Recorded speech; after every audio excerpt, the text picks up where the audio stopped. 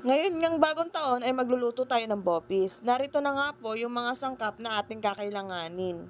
Dahil nga po matagal nga po itong tadtarin, ay tinadtad ko na muna ang mga kailangan at mga rekado. Para dito nga po sa part na to ay lulutuin ko na lang. Una nga naglagay ako ng mantika sa kawali at inilagay ko na nga po itong aking ginayat na luya. Nung medyo mapula na nga po itong luya ay sinunod ko na din itong bawang at sibuyas. Iginisa ko nga lang po sila ng maigi hanggang sa maging caramelize. At dito nga po ay ilalagay ko na itong ating bopis. Ito nga po pala yung baga, puso at kidney ng baboy. Bali pinakuluan ko na nga po pala siya kanina at saka ako nga po tinadtad. Kailangan nga po pala sa pagkakatadtad ay maliliit nga po para mas masarap. Dito nga po ay naglagay na ako ng suka at saka ng laurel para nga po mawala nga po yung langsa. Ahantayin nga lang po nating maluto yung suka. Tatakpan ko nga muna ito ng mga ilang minuto. At kapag okay na nga po, ay bubuksan na uli natin itong ating niluluto.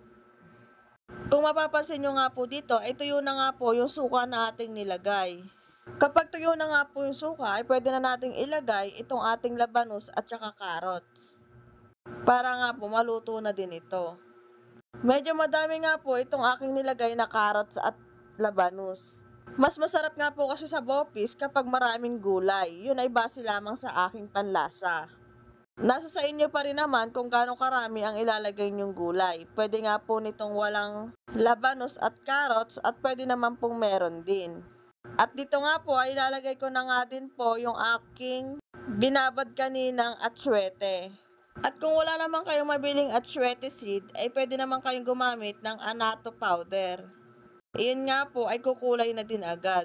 Nagdagan ko na nga din pala yung tubig na pinagbabaran ko ng atsuete seed para maging sabaw na nga din po dito. At habang nagpapalambot, maglalagay na nga din po pala ako dito ng mga pampalasa gaya ng nor cubes at paminta. Hahaluin nga lang po natin ito ng hahaluin hanggang sa maging balance nga po yung pagkakaluto ng gulay.